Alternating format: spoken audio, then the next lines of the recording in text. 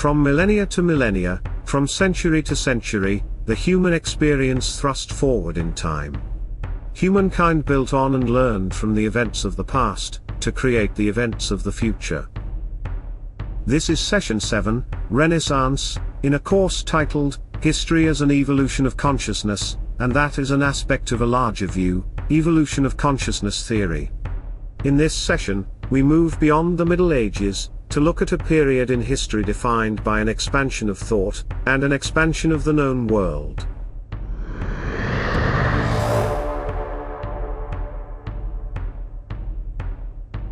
The political and spiritual dissolution of the medieval world never saw the return of a Messiah. Our challenge to the status quo of thought, however, did push back tradition enough to lift Europe, and the world, out of the Middle Ages, and land it in the Renaissance, which spanned from the 14th to the 16th centuries. In the 14th century in China, the vast Mongol Empire disintegrated into warring states, and, in 1368, the Buddhist monk Chu Yuan Chang led a revolt against the Mongols, and established the Ming dynasty. Noted for its silk and porcelain, the Ming, under Zhu Di, also constructed the largest fleet of wooden ships ever assembled. In command of 1,000 vessels, and 30,000 sailors, Admiral John Ho led this armada, on 7 great voyages, that carried the emperor's influence to the South Seas, and across the Indian Ocean to the Red Sea, and the Persian Gulf. In the West, senioralism had become a defined social form, in particular the rights of the peasants, and the responsibilities of the senior. The peasants cultivated and harvested the lord's land, but were allowed to farm, and even own some land to support themselves and their families. The peasants also had grazing rights, and the rights to fuels and building materials, though not often the right to hunt. The lord had the right to tax his people, to take an inheritance tax at their deaths, and to reclaim their lands if they died without heirs. The senior also charged payment for the use of the lord's grain mill, bread oven, and other communal property. In some instances, seniors went so far as to charge payment for a peasant father to offer his daughters in marriage.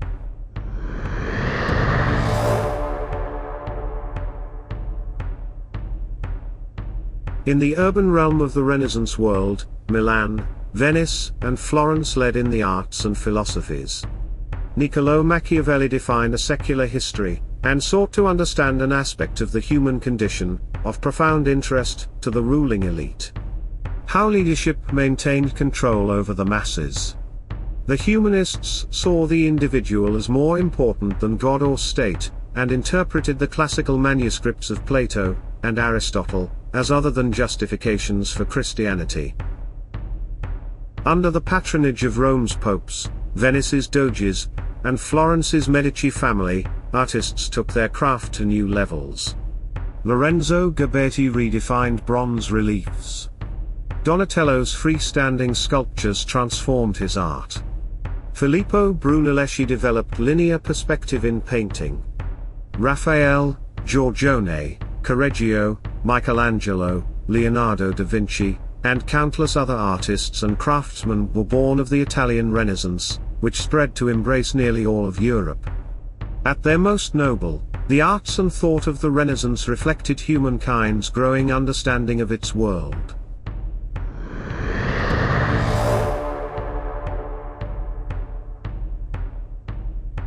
Inseparable from this and other advances, however, was the dark side of Renaissance life, the Inquisition. The roots of the Inquisition trace to the 4th century, and the establishment of Christianity as the Roman Empire's official religion. In 1252, Pope Innocent IV sanctioned torture to extract the truth from those suspected of heresy, and, in 1542, Pope Paul III established the Congregation of the Inquisition, or Roman Inquisition, to combat the Protestant Reformation of Martin Luther, and any belief counter to the teachings of the Church. The accused faced a jury of laity and clergy, and were compelled to answer all charges against them. The testimony of 2 witnesses was proof of guilt, and sentences were pronounced in a public ceremony, with the most severe penalty life in prison, which the civil authorities interpreted to mean to the time of execution. In 1478, at the request of King Ferdinand V, and Queen Isabella I, the papal authority approved the Spanish Inquisition. Targeted against Jews, Muslims, and Protestants who couldn't support their claim of Roman Catholic conversion, Spain's Grand Inquisitors executed thousands.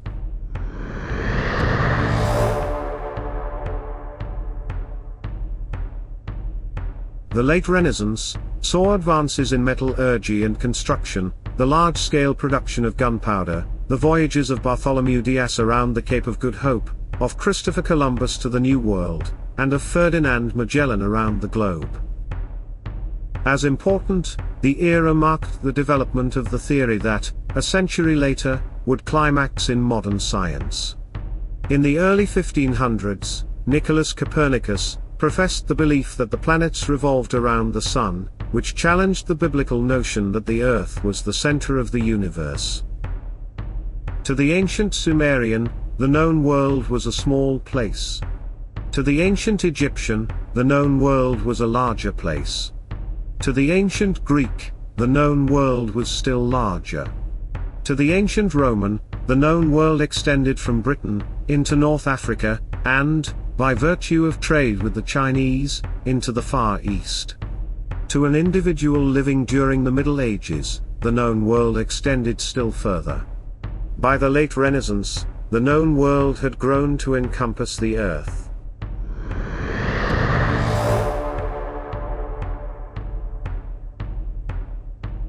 The reach of human consciousness to envelop the Earth carries our discourse to the New World. To pick up where we left off with New World history, at the onset of the Middle Ages, the city of Teotihuacan in the Valley of Mexico ruled the largest known Mesoamerican empire. Along the city's Avenue of the Dead, the pyramids of the sun and moon rose in tribute to the gods. These accomplishments are particularly noteworthy, since, like the Olmec, the builders of Teotihuacan lacked the copper tools of the Old World pyramid builders. By 750 AD, and for unknown reasons, the city had been abandoned. About the same time, Mayan civilization rose in present-day Honduras and Guatemala. In its classical period, which occupied the early centuries AD, the Mayans developed writing, geometry, the concept of zero, and a calendar more accurate than the Julian calendar of Caesar. The Mayans never built cities as large as Teotihuacan or a true empire, but lived in loosely aligned city-states, defined by temple centers with plazas, monuments, and ball courts. They commemorated their rulers with stone slabs that bore the ruler's image, and that, in carved hieroglyphics, described his achievements. By the 10th century, the Mayans had abandoned their temple centers, their decline thought to be the result of centuries of war between city-states. By the 14th century, and the advent of the Renaissance, the militaristic Toltec Empire had risen and fallen in Mesoamerica, and the Aztec Empire had taken root in central Mexico. At the heart of the Aztec Empire, which incorporated as many as 5 million souls, was the stone and adobe city of Tenochtitlan, where Mexico City now sprawls. In Tenochtitlan, the Aztecs gathered in marketplaces to trade corn, venison, and jewelry, and to share music, poetry, and philosophy. The Aztecs also climbed the city's great pyramids, to witness acts of brutality as horrendous as any performed in ancient Rome's amphitheaters. Each year, priests with obsidian knives cut out the still-beating hearts from thousands of human sacrifices. In the Andes of South America, the Inca Empire, an agriculturally based theocracy, rose in the Cuzco Valley in present-day Peru, to by the early 1500s, stretch through parts of Chile, Bolivia, Ecuador, Colombia, and Argentina. In 1519, the Spaniard, Hernán Cortés, invaded Mexico. In 1532, his countryman, Francisco Pizarro, landed on the coast of South America.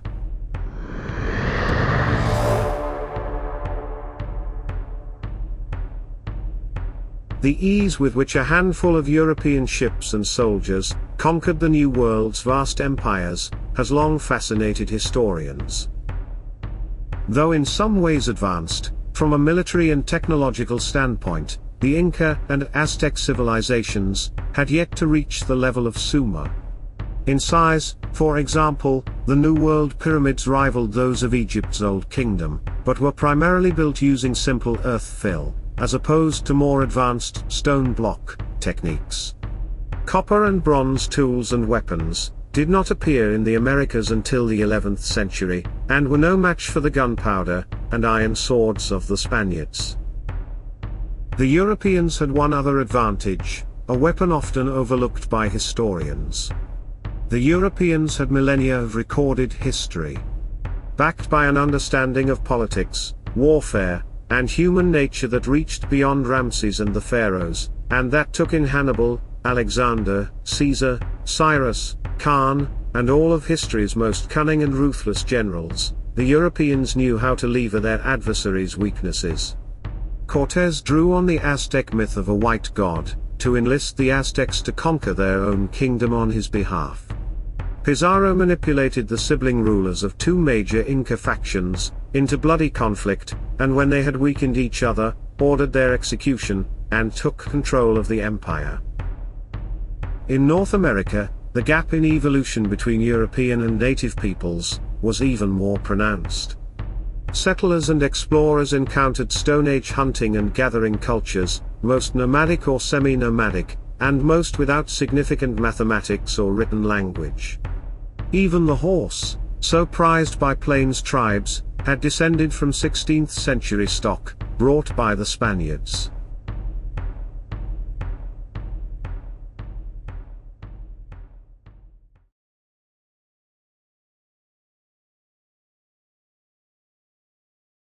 Why was New World civilization less advanced than Old World civilization?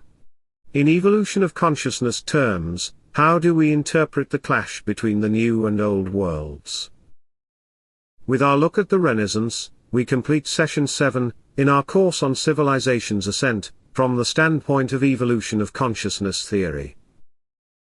Our course titled, History as an Evolution of Consciousness, continues in Session 8, Enlightenment.